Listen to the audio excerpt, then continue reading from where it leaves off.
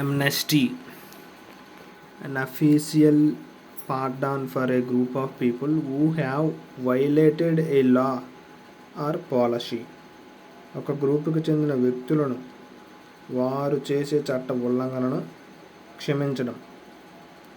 అంటే ఒక గ్రూపుని క్షమించడం, ఒక వ్యక్తిని కాదు. రమేష్ని క్షమించాను కాదు, ఎవరెవరైతే బంద్ను నిర్వహించారో వాళ్ళని క్షమించాను.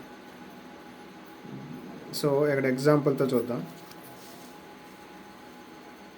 An area after years of civil unrest, the new government decided to grant amnesty to all political prisoners who had been jailed for protesting against the previous regime.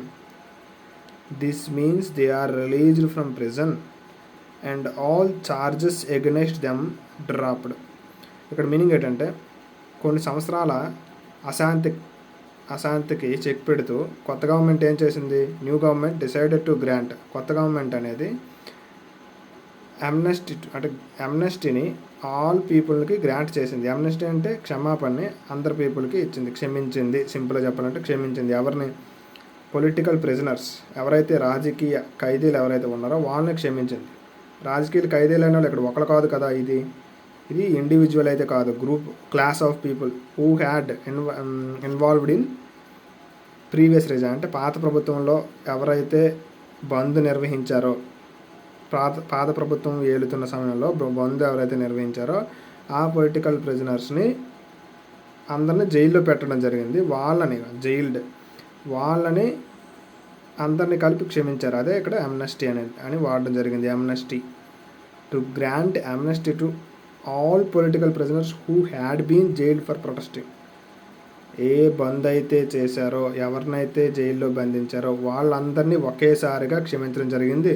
మరియు they are released from the prison, జైలు నుంచి విడుదల చేయబడ్డారు.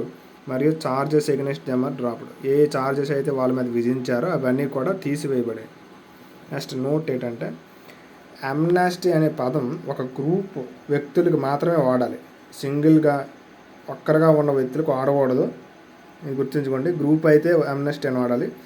ఒక వ్యక్తికి వాడాలంటే అది pardon అని వాడుకోవడమే. క్షమాపణ పార్డన్ అని కూడా అంటారు కదా జనరల్ ఇంగ్లీష్లో, అది కూడా వాడుకోవాలి.